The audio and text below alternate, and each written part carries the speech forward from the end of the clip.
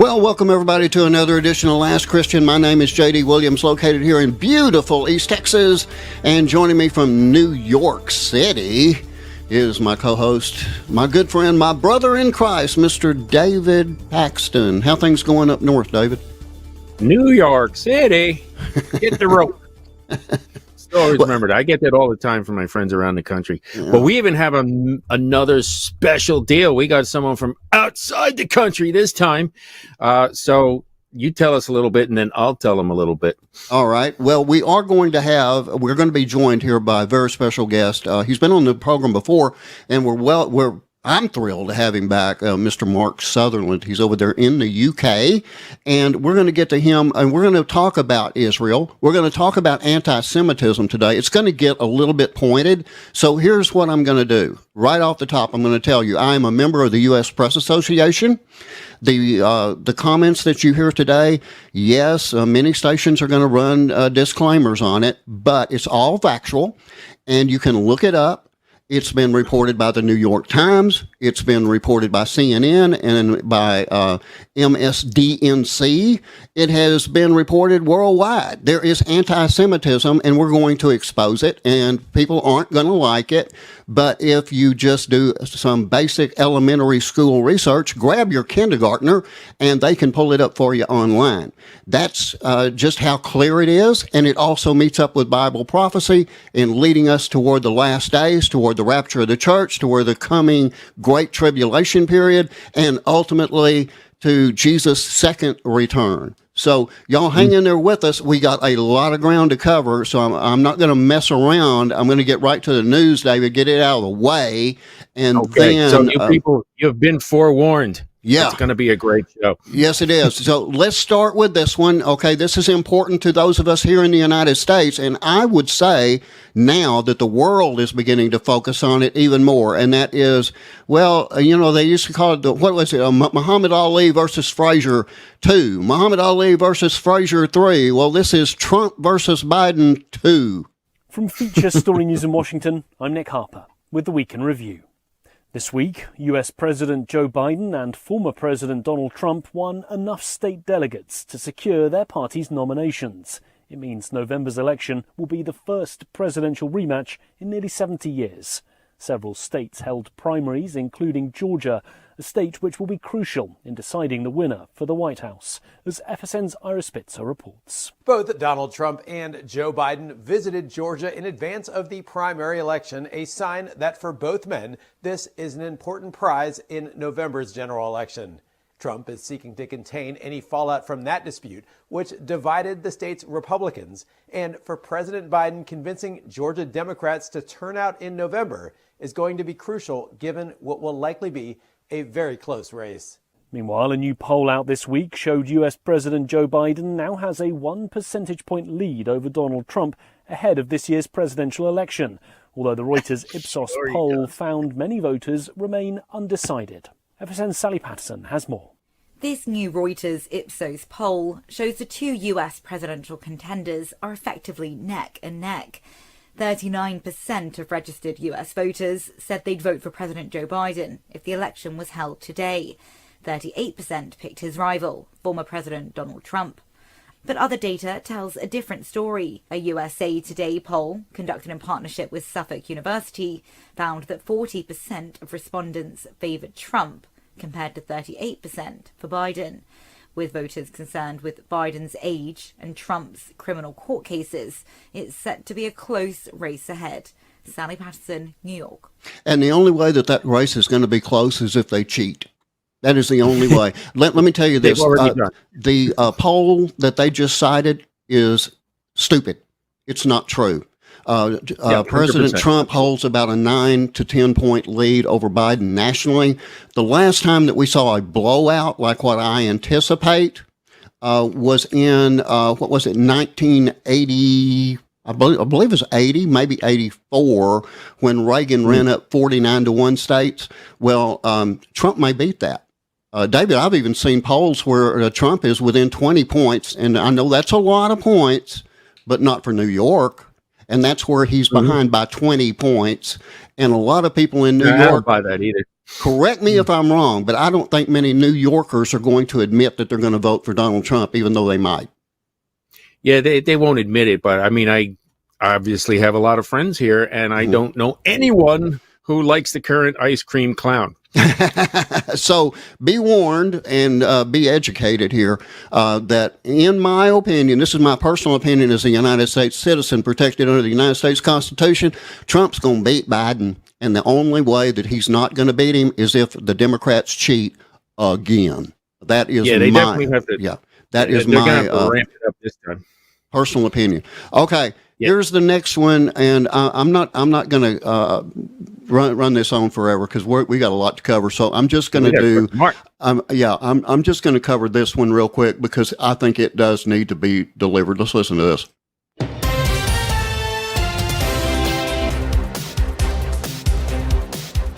Israel's Knesset endorsed a 2024 military funding plan in a divisive session Wednesday with a 60-55 vote. The War Cabinet and National Unity Coalition could disband as the right-wing New Hope Party withdraws. As per Inet, Minister Gideon Saar declared Tuesday night that he has chosen to terminate the partnership with Israel's Blue and White Party to re-establish the right-wing New Hope faction independently because, he stated, the perspectives of the right are not being heeded in the current War Cabinet. Benjamin Wright reporting. Okay, now the only other thing I'm going to put in there, David, before I let you comment on that, is the fact that your senator, I believe he's a senator from New York, Mr. Chuck Schumer, has said that it is now imperative that Israel hold new elections, that Netanyahu has got to get out. So I want your comments on it. That's pretty significant. That is basically he is the Senate Majority Leader for all intents and purposes. And now he's calling on Israel to do what they want. And, oh, by the way, Secretary Blinken said they haven't seen the plan for Israel's entry into Rafah yet. Well, the last time I checked, a country didn't have to get the permission of another country if they were at war with the first one, right? Okay, now, I'll leave it up to you. Don't like Netanyahu cares. Oh, I'm sorry, you didn't get my plans for my country. Yeah, and Schumer's the same. I mean, he's just a freaking clown. I mean, even all the Democrats here. I know him because he's here. And they all laugh behind his back. And this is the one running joke. It says, "Where's the most dangerous place in the country?" And then they go, "I don't know where. It's between Schumer and a camera."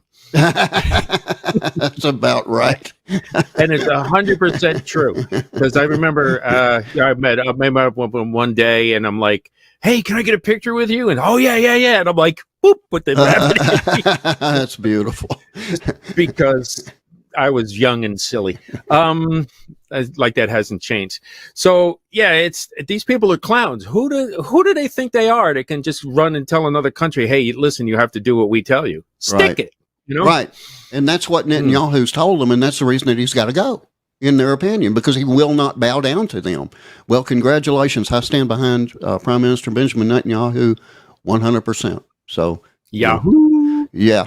Cool. All right. Let's bring in Mark. It is time, and I'm going to put him on the screen right now for everybody. This is Mr. Mark Sutherland. He is producer, political commentator over there in the United Kingdom. And Mark, welcome to Last Christian for your second appearance. I'm surprised you wanted to come back on my show. Go ahead. JD, that's extremely kind. It's lovely to join you and David. I give you slight commiserations in the fact that you're having to sit next door to David. Maybe thank you that there is a digital gap, but it is lovely to join you. I am teasing. David's a dear friend, and it's wonderful to be with you. There is no doubt that, JD, if your invitation is very kind, I will be here as many times as I can, especially at this time, because we are facing some extremely important issues in the world that slightly, we cannot say that enough. But thank you very much. I'm just listening to those news bits of information you're putting over. Sarcastically, I sort of turn around and say, does it mean because it's said with an English voice and an English commentator, does it actually mean it's true? I'm rather amused by that. But of course, it's not. But it also does show the responsibility that we all have within the media when we are trying to get information out there, but we're genuinely trying to get the truth out there. So it's good to be here, sir. Well, amen to your comments there. I appreciate it. And again, Mark, you are very welcome here anytime. I know the last time that you were here, we were able to get into a lot of topics, but we've got a very special one today because anti-Semitism is running crazy all over. And I know that you're extremely concerned there in the United Kingdom about what is going on. And I do have 3 video clips that are available to me. And Mark, I'll let you introduce them as you wish, and I'll play them again. Now, these are being used. They are in the what do you call it? General domain, public domain, whatever. But we're anyway, using it for news purposes. Yeah. And this again, I am using this. I'm putting a cover on this from the U.S. Press Association and my ability to play those events, which are true and factual and current. So I want to add something too, if I may. Yeah. Sure. So for those of you, and this is your first time meeting Mark, you're going to find out not only is he extremely well versed in all the political stuff that's happening today, but primarily how it ties in with the Bible and the prophecy that we see, and he sees it from outside. I know, this is American-based radio show, even though, we are in 100 and some odd countries on 60 different radio stations. We are worldwide, but sometimes we can't see outside ourselves. So it's extremely enlightening to have someone from outside who's on the same page telling us what he sees from over there and basically telling us to wipe the egg off our face. Yeah. Amen. So thanks, Mark. Well, let's get going. Let's get going. We got a lot to cover here. I'll tell you what. I'm going to play this clip, Mark, and then you give us the what about? How does this all fit in? Okay, I think that'd be probably the best way to do it. So here we go. Clip 1. Well, the Balfour Declaration is a decision by the British Cabinet issued on November 2nd, 1917, by which Britain committed to doing all it could to facilitate the establishment of a Jewish national home in Palestine. It may even be said to be the first document that ties nationality and peoplehood to a territory as justification for an act by a state. The British were part of a wartime alliance, and it would have been unthinkable for them to have issued a commitment regarding territory that was being conquered from an enemy without the agreement, the acquiescence of its allies. Well, I'm going to read to you the Cambon letter, a high figure in the French Foreign Ministry. It was dated June the 4th, 1917. It would be a deed of justice and of reparation to assist by the protection of the Allied powers in the renaissance of the Jewish nationality in that land from which the people of Israel were exiled so many centuries ago.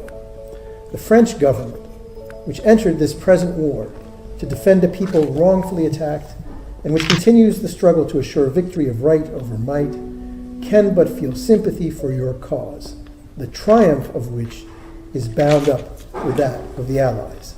I'm happy to give you herewith such assurance.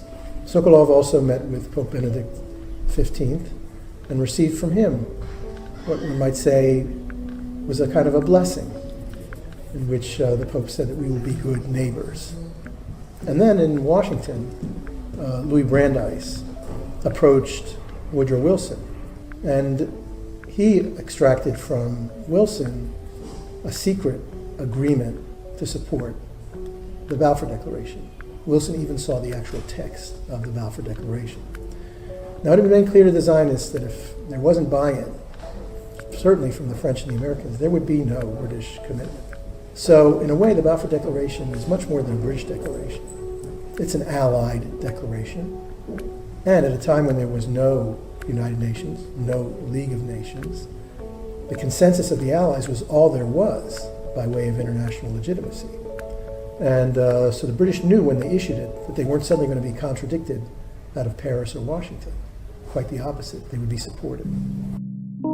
Diplomatic efforts were made to get a Japanese statement in support, and one was achieved. Then there were the independent states of Asia at the time. It was China and Thailand, Siam at the time. And both of them gave favorable notice of the Balfour Declaration. So it can be regarded as the first step in the international legitimation of a Jewish state. The position of the Palestinians from the day the Balfour Declaration was issued was that Jews have no right to Palestine. Not a single immigrant, not a single centimeter of sovereign territory was due to the Jews. It's ironic because if you talk to Palestinians today, they will say that they have rights to Palestine. Unto the nth generation will have the right. This is precisely, though, the situation of the Jews. They left as refugees, and now unto the nth generation, they maintain a memory of this place and their rights. It helped that they had a book. And in that book, it was all written. And so even when they were sitting in Poland or Russia, they still prayed for rain at the time when rain should fall in the Holy Land. The Palestinian refusal to accept that right is exemplified by their attitude towards the Balfour Declaration. It's not just a rejection of the right of Israel to a state. In 1929, when the Arabs first committed pogroms against the Jews here, their position was zero Jewish immigration because there were zero Jewish rights. And any Palestinian Arab today who says about the Balfour Declaration that it warrants an apology and isn't just a part of history, which you may or may not regret, but warrants an apology, is saying that Jews have no right to be here. So it would be wrong to conclude that the Balfour Declaration is the birth certificate of the State of Israel. Israel's Declaration of Independence is the birth certificate of the State of Israel. The Balfour Declaration made a promise. The British only partially kept the promise of the Balfour Declaration. The Jews kept the rest of that promise by their own actions.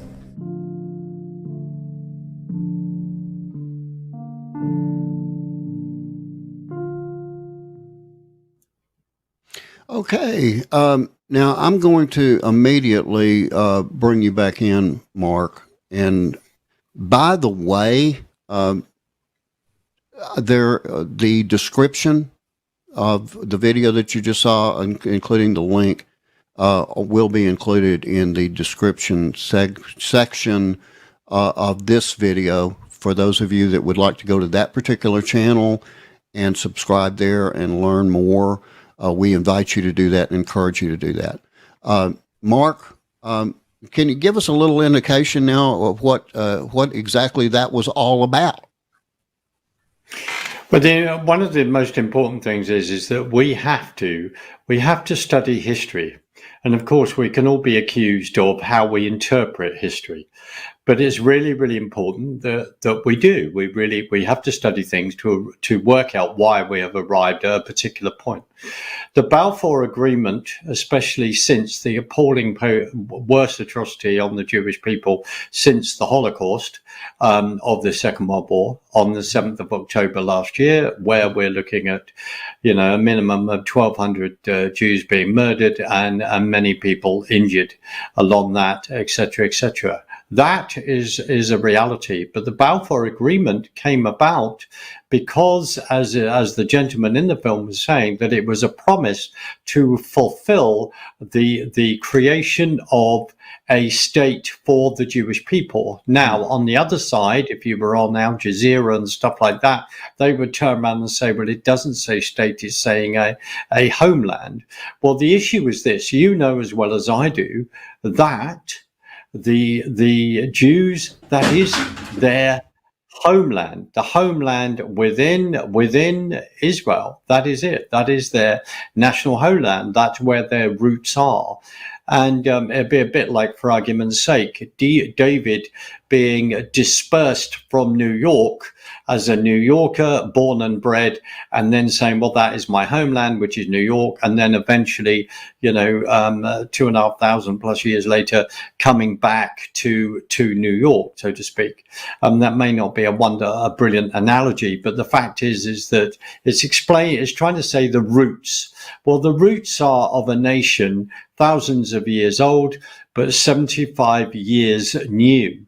And the miracle of that, and when you go through the history, you then have to conclude that if you were as part of a Jewish community that had been suffered persecution, had been attacked. If you were part of a community in England around about 1145, and there is a Jewish trope that's created accusing you of drinking baby's blood and all this kind of thing, the anti-Semitism, the anti-Jewishness.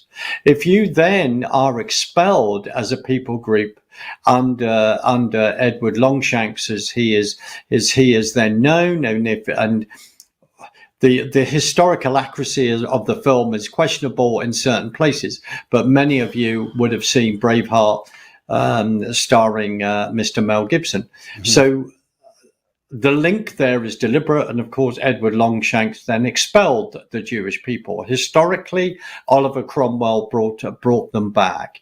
Now, Genesis 12, verse 6, I think it is very clear. If you bless my people, I will bless you. If you curse my people, I will curse you.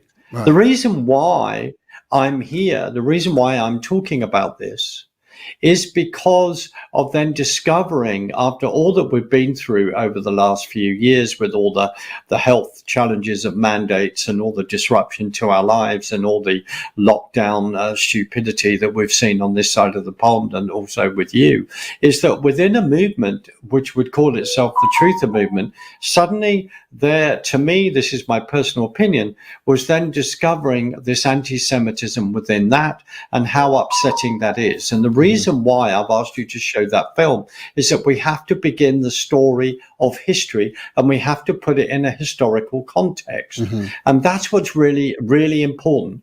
In that film, it turns round and says and affirms that the Balfour Agreement, that letter, was the beginning of the journey to say, after the Ottoman Empire was defeated by the British in ways and who they had on their side, etc., and is Lawrence of Arabia, and all this is another very, very interesting subject.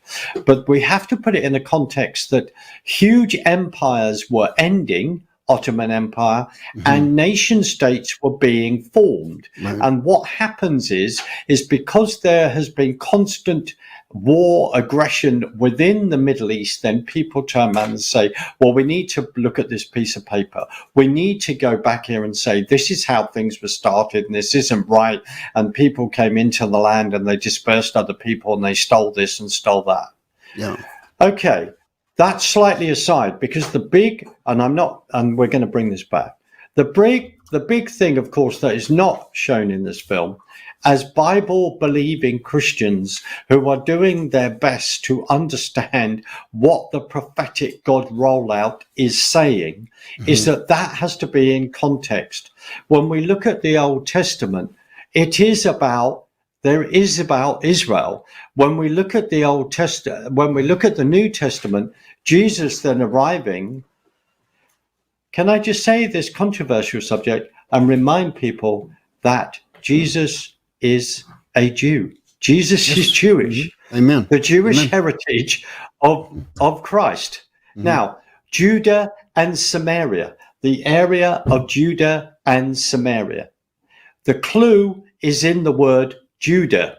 Judah. Mm-hmm. This is where the roots of the Jewish people are. And just to point out something at this present time, there are 8 million, just over 8 million Jews in Israel at the moment. There are approximately 8 million outside Israel. So there's a population of 16 million Jews within the country. During the Second World War, at the time that the Balfour Agreement was written, there was no way that he knew or the League of Nations knew that the Second World War you could have, now this is interesting, was going to come down the line on one hand, but we also knew the way the Treaty of Versailles was created. So it put Germany in such a position where it was economically, understandably bankrupt. It was on its knees, but it then began to build resentment. And then Hitler comes along, and the rest is history, to then restore pride within a nation, which is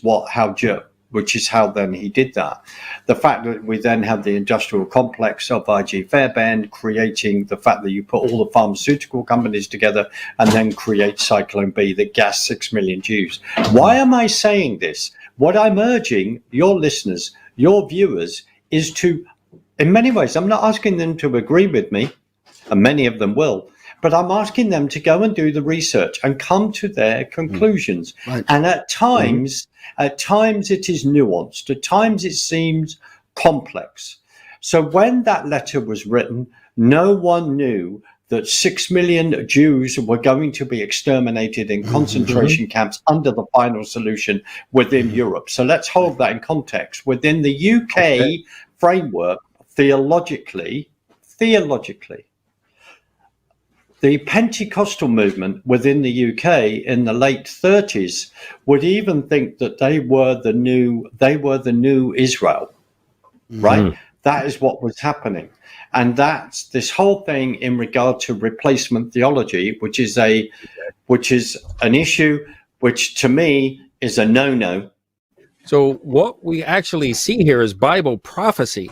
It's really huge. It's actually to the day of 2,500 years later, because the Jews were exiled and then they didn't repent. So they were exiled again and multiplied it to like 2,500 years and change. It was exactly to the day of May 14th, 1948, that they were prophesied to re-enter the land. So we're going to talk about that. We're going to talk about how we are supposed to honor our elder brother, regardless of whether apostate or not, and pray for their return to the Messiah. So we see that coming up. We're going to look into Romans chapter 11. We're going to look into Isaiah, and talks about how Israel will be back in the land, which is unheard of, that they even have their own language again after all this time. It's just crazy. So it's clear Bible prophecy, regardless of who you think brought it in, this and that and the other. God can use anybody. He used Cyrus. He used, so many different people who were worldly. But we're going to talk about more of this in the second half. We are looking forward to it. We're excited. Mark, thanks for being on the show again. Amen. We'll catch you guys in the second half right after this.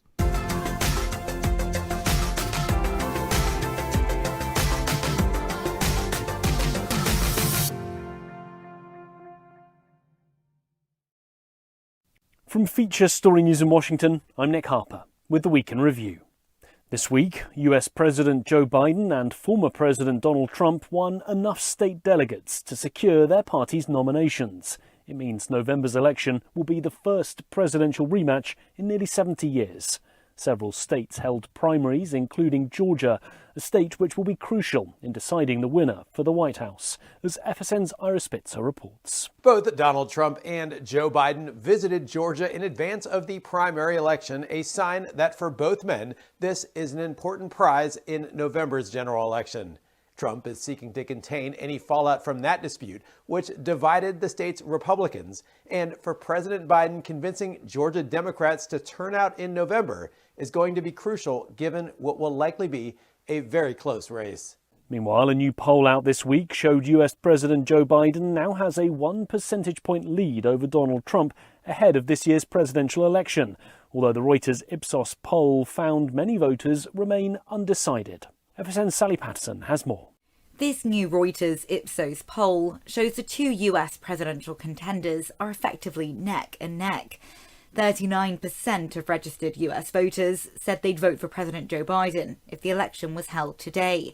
38% picked his rival, former President Donald Trump. But other data tells a different story. A USA Today poll, conducted in partnership with Suffolk University, found that 40% of respondents favoured Trump, compared to 38% for Biden. With voters concerned with Biden's age and Trump's criminal court cases, it's set to be a close race ahead. Sally Patterson, New York. This week, a judge in the US state of Georgia overseeing one of Donald Trump's trials ruled the lead prosecutor, Fani Willis, can stay on the case, but only if she removes the lawyer she had an affair with. The interference case revolves around Trump's efforts to overturn the 2020 presidential election result. While in New York, the Manhattan District Attorney requested Donald Trump's hush money trial be delayed by 30 days. Jury selection is scheduled to begin on March the 25th, in the first of 4 criminal cases that the former president faces. FSN's William Denslow sent this report from New York. The Manhattan District Attorney's Office request follows the release of around 31,000 pages of additional records from the US Attorney's Office relating to the case. Manhattan DA Alvin Bragg says he's prepared to continue with a March 25th trial date, but was open to a delay so the defendant had time to review the materials. The fresh evidence is believed to relate to Michael Cohen. Donald Trump's former fixer claims he paid hush money to a porn star to keep quiet about an affair with Trump ahead of the 2016 election. From Bureaus Worldwide, this is FSN. And welcome back to the second half of Last Christian. Again, my name is J.D. Williams, with my co-host there to your left, Mr. David Paxton, and our very special guest all the way from the United Kingdom, Mr. Mark Sutherland. And Mark, I am loving your description of what's going on. I want to get back to the Balfour letter and talk about that a little bit from a historical perspective. That was written before the Holocaust was even known about, correct? Absolutely right. Absolutely right. And if we unfold that, if you then go back to the late 1880s, we look at the pogroms that were happening in Russia and in Kiev, etc. And a pogrom is this is the killing of Jewish people. This is the killing of a group of people who are then Jews. It'd be a bit like saying, we pick on another race. These are a race of people. Mm-hmm. Now, then out of that, of course, then there was the Zionism movement that really people like Theodore Herzl were then a part of, and then realizing after a case, particularly after what was called the Dreyfus case, where a French Jewish officer was put on trial and accused of spying on behalf of the Germans, but he was put on trial because it was anti-Semitic. And Theodore was in the court case observing this, and this really reinforces the fact that for him, he turned around and said, the Jewish people have to have their own land. They have to have their own homeland. And in the end, that is what then happened, that came about under a UN charter. There'd been a conversation, I think, in San Remo in 1922. There'd been the Peel Commission around about 1936. Going back in 1929 as a previous film, that film that talked about the fact that there was actually a pogrom within the area of what was called the Palestinian Mandate. Now, let's just quickly say this. Palestine was then brought in I think, AD 135 and renamed because of Palestia, because the Romans, again, the Jewish people have revolted against the Romans and pushed back. The Romans then defeated them, and then out of sheer spite decided to change the name and then called it Palestine. Now, the whole thing here is of people group. They are Arab people groups. Now, after, and we will get into this, after then Israel is then founded officially by the UN. It then declares its independence on the 14th of May, 1948. And then the next day it is attacked by Arab states around. That war went on for a year. And as someone reminded me today, that if you had gone in, if you had then been drawn into the area as a Jewish person, you then were also asked to make sure that you also had an understanding of weaponry and stuff like that, in which way to actually defend yourself. I'll just put that slightly as an aside. The Peel Commission, what was fascinating about that of 1936 is when they turn around and go, this is, in many ways, this is very, very difficult to solve. When Israel came about, there were again another attempt to make sure the Arab people stayed within the land. They were welcome to do that. There's been, throughout the history of this politically, there has been a minimum of 5 attempts, maybe you could even say 6 attempts for a two-state solution. The problem is the British, who have had a bit of a, after being given the job of overseeing the mandate for leading into for a Jewish homeland, you then have X percentage of the land. You then give 78% of that away. It creates what's called Transjordan. And then you are left with 22% of that land to then give to the Jewish people. And that is what they are within now, but slightly expanded, because you then had the war of 67, the 6-Day War. That meant that they then gained control of Gaza, which is the huge issue which people are facing now. Then, of course, in 1973 in the Yom Kippur War, then it was taking the West Bank, then Jerusalem. So the key is this, is that the lands were, if you look at the way the lands were divided up in regard to Syria, Iraq, etc., there's a heck of a lot of straight line drawing of measurements, very sort of civil service like. But the thing is, people have to go through history, because you can argue that Jordan actually is the natural homeland of people turning around and saying that they are of Arab descent. We then have to look at the recent history under Yasser Arafat. Then I think the PLO was looking back at forming in the late 80s, of course, 40s, soon after the establishment of Israel. But this whole thing that people need to understand is that up until 1967, in many ways, the Soviet Union thought that Israel politically was going to be left-wing, because you had the kibbutzim, you had people working on the kibbutzes, you had collectivism. The point to make at this point, and there is so much to go through, that the attacks on the 7th of October were actually against kibbutzim.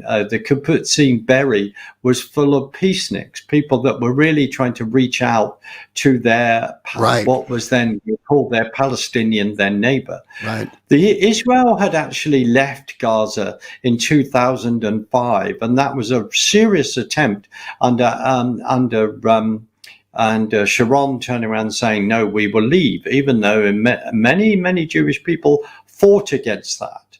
The land they had gained through war, and personally, on a personal opinion, looking back now, and hindsight is a wonderful thing, is that they should never have left that. Now, of course, there's been Intifada 1 and 2, and there were huge campaigns of bus bombings, etc., in recent time. Of that, there is no doubt, where the opposition has used violence. And if we go through years and years and years, we remember the Munich Olympics, I think, of 1972, where the Israelis where they're taken as hostages and all that. I say that because there's going to be Olympics this year. I do not want to see anything like that at all. Now we're building up to that. Now let's just put this quickly in a modern context, just to remind people.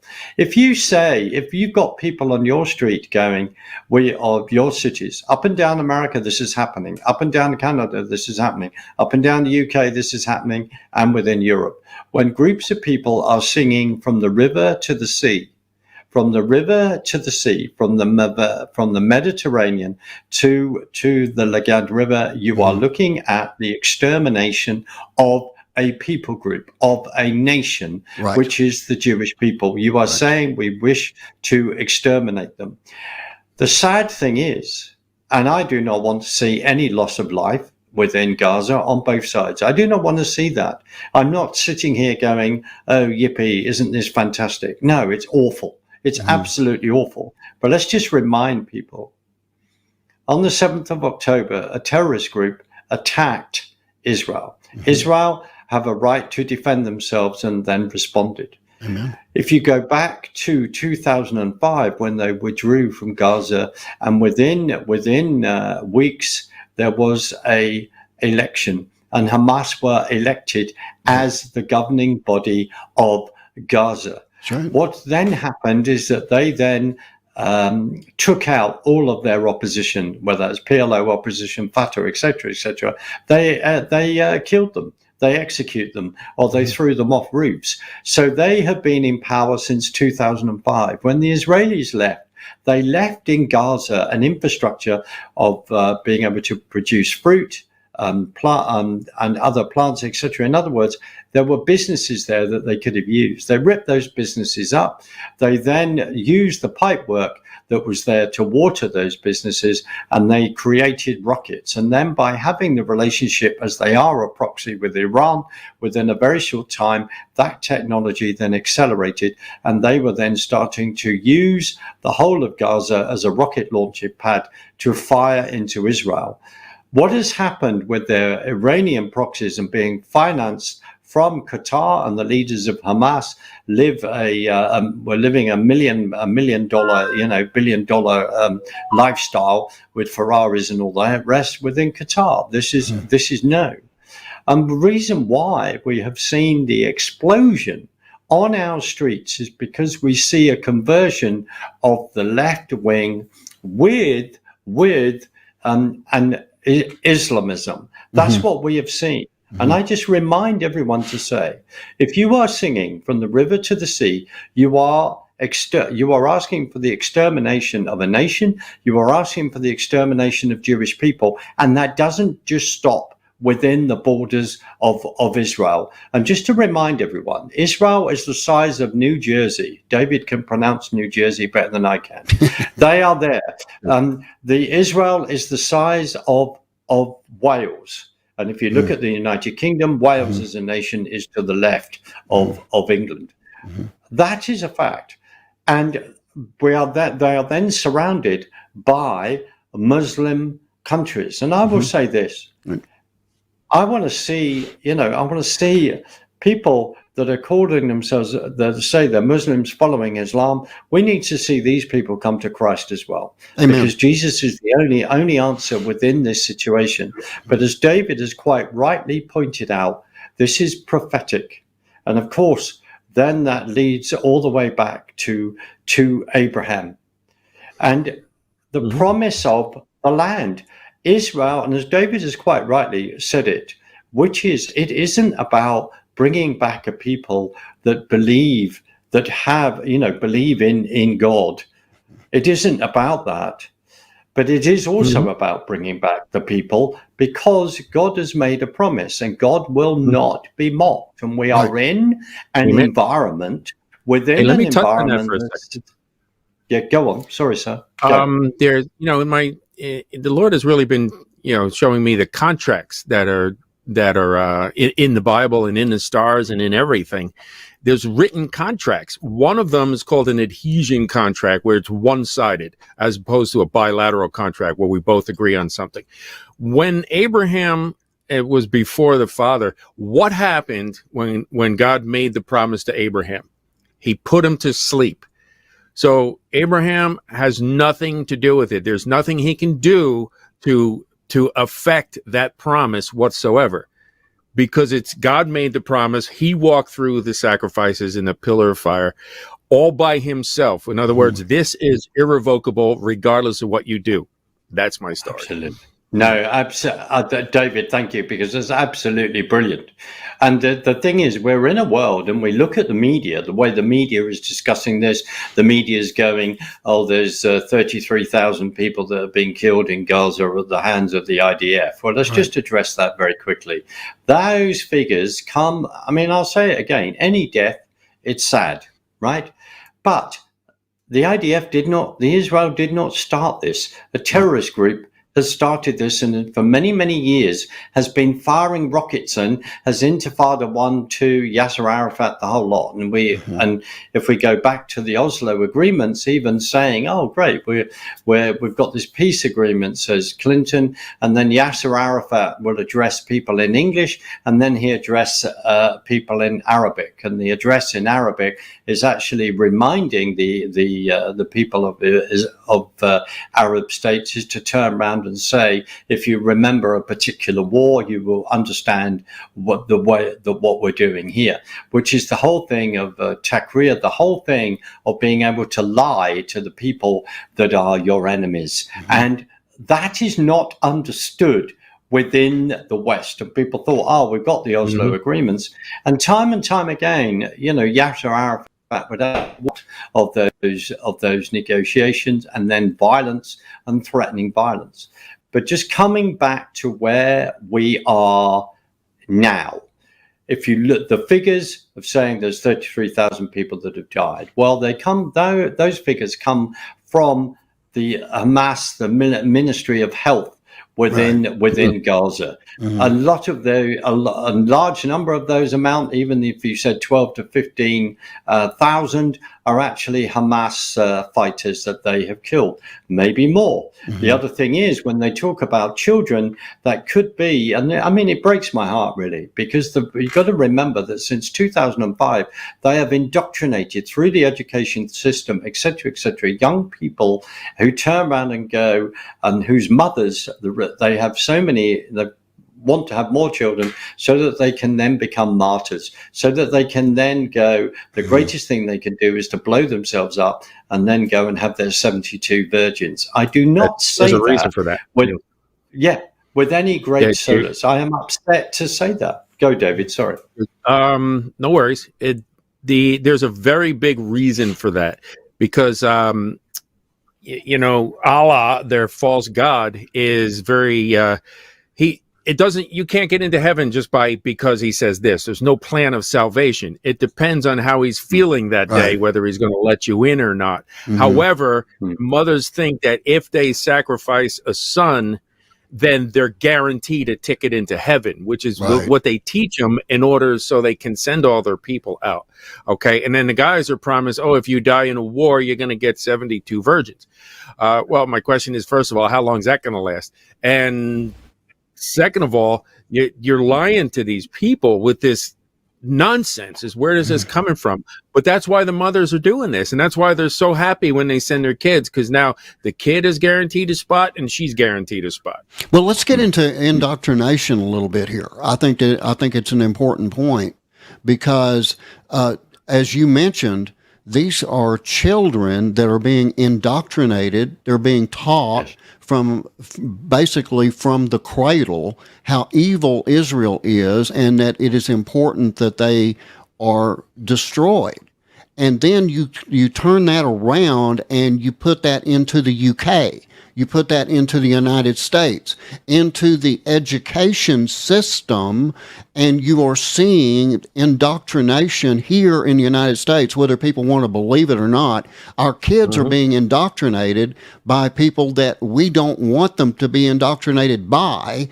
And the UK is just a few years ahead of us, in my opinion, in that indoctrination. And I point to a mayor of London, for instance, who was elected as a Muslim, first one ever, and he was supposed to actually kind of bridge everything and bring everyone together.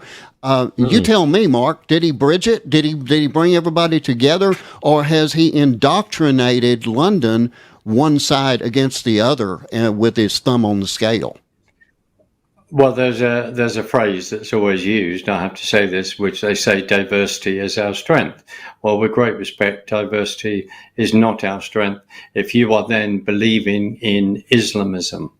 Because what has happened so far, we have seen marches, which you're aware of, on the streets of London, which so far have cost £32 million to police within a day of the attack on Israel. Everyone's going, Israel, can you be a bit cautious in regard to your response? And then a couple of weeks later, then they go in.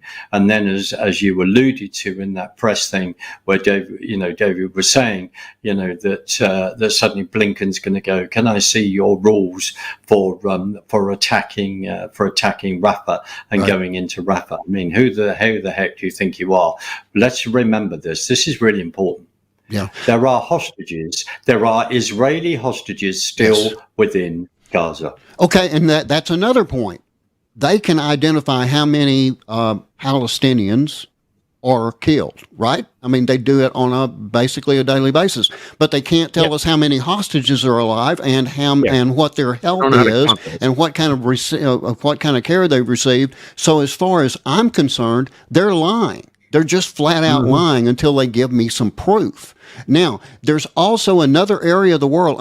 I hate to do it, but I've got to throw this in at this point, because the thing is that the United States is more worried about what's going on everywhere else than they are here. And this one plays into that, and it plays into Israel too. Just a real quick report. Listen to this one real quick. With fresh aid for Ukraine stalled in Congress since December, the White House revealed it had cobbled together another $300 million in military assistance to utilize as an interim measure. The package comprises munitions and rounds to assist Ukraine in holding the line against Russia's brutal attacks for the next couple of weeks, President Joe Biden stated in a meeting with Polish President Andrzej Duda and Prime Minister Donald Tusk at the White House. Kevin Sanders reporting. Now, I don't know if you guys caught that or not. That's 200, let me get it correctly here, $200 million that is being sent to the Ukraine for, support. And guess how long it lasts? 2 weeks. 2 weeks. 2 weeks. 2 weeks. Okay, now what is the point of sending them something for 2 weeks? That's utter stupidity, in my opinion. Anyway, I had to throw that in there because the thing is that what they're trying to do in Washington right now is tied to Ukraine and Israel together. The two have nothing in common. Okay, the Ukraine can't win, and Israel is guaranteed to win. So I would think, that we would want to support Israel, and yet we've got more and more United States officials taking the Palestinian side. You see where Biden is very worried he's going to lose the Arab vote. And in places like, what is it, David? The big state out there is Dearborn, Michigan. Michigan. They are afraid that they're going to lose that. And Mark, I've been saying this for well over a year, close to 2 years now. The United States is about to pick the wrong side, and when it does, all hell breaks loose. That's it. Okay. So with that, David, go ahead. You were in the middle of a discussion with him. We've got 7 minutes left, so let's keep going, Mark. Well, I completely agree. It's something that deeply concerns me, of course, is what's happening on your border. But the other thing is look at how this is all politically driven, as it's the Biden administration, as Obama must have his earpiece in, speaking to Biden and telling him how to get on and off the stage very badly. I mean, this is I believe a reality, because if you look at the Biden administration, the same people that were in the Obama administration are in the Biden administration with promotion and with all of that agenda. When you have reached a point when Biden turned around and says, I'm going to fly in 300,000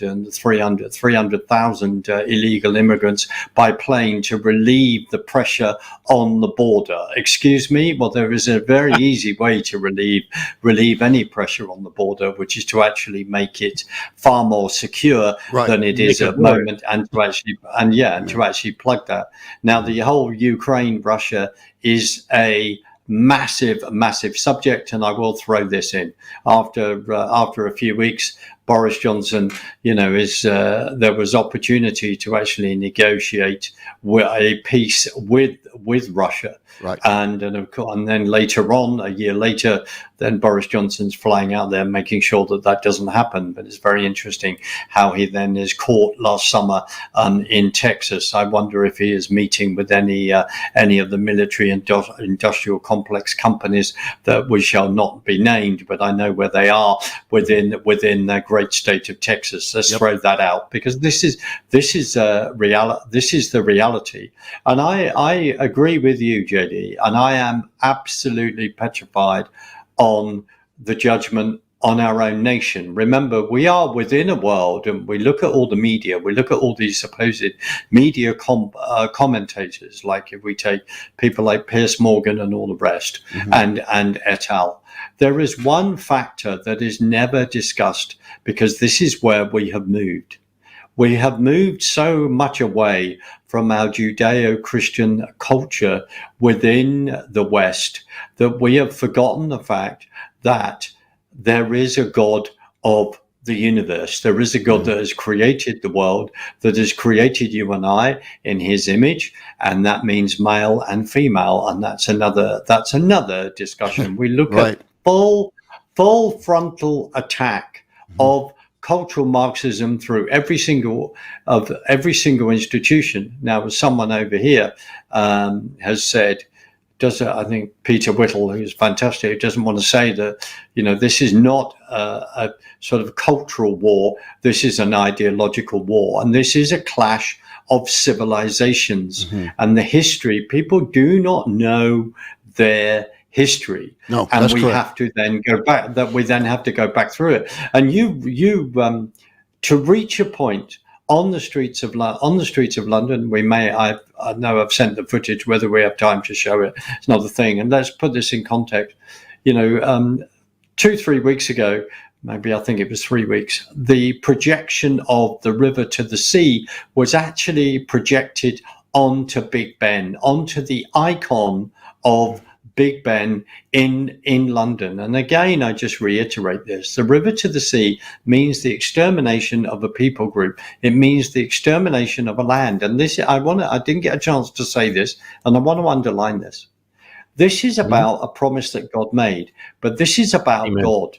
Because he, as I said, he will not be mocked, and all the nations will be brought to that part of the world to have a word with him, but for him to have a word with them, basically, they have, and if we put it in that sort of modern context, they have turned their back on him, and we have as a nation. I look at our heritage, and JD, that's why I'm concerned for the United States of America, because there are many Americans in Main Street that stand behind Israel. Absolutely, shoulder to shoulder. There has been never a time in so an obvious world where administratively you are not standing with Israel. However, we don't necessarily get time to go through the nuances, sadly, of Henry Kissinger's behavior in the Yom Kippur War with Golda Meir and all the rest, because that is a reality. Yes. Go. We have 2 minutes left, so take a minute of that and we could take us out. But it's clear, we have so much to go over and talk with you about. We're going to have to roll this over into another show. Absolutely. So take a minute, take us out, and then we'll end the show and we'll bring you back right on the next one. Right, that's very, very kind of you.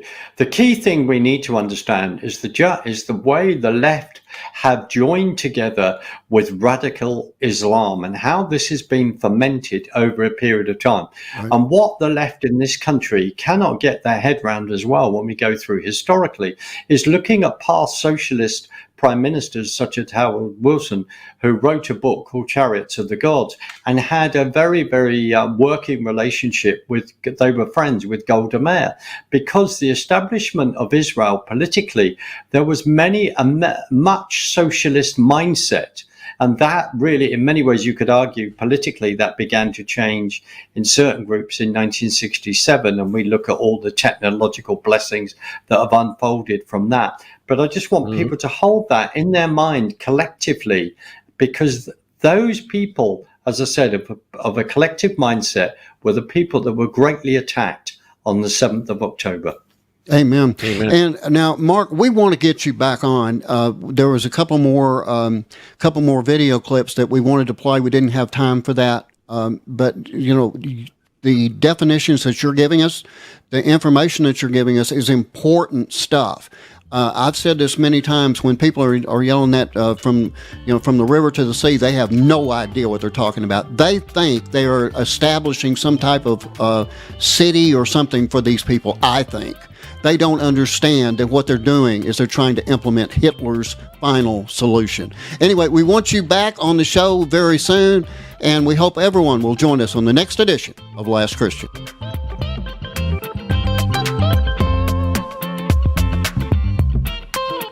Thanks again for joining us today for the Last Christian Radio Show. And be sure to tune in every Tuesday, Thursday, and Saturday right here and at www.lastchristian.net. Until the trumpet sounds.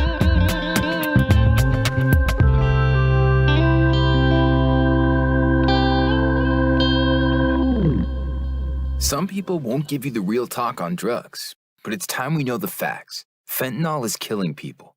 It's a powerful opioid, often made illegally and commonly mixed with illicit drugs.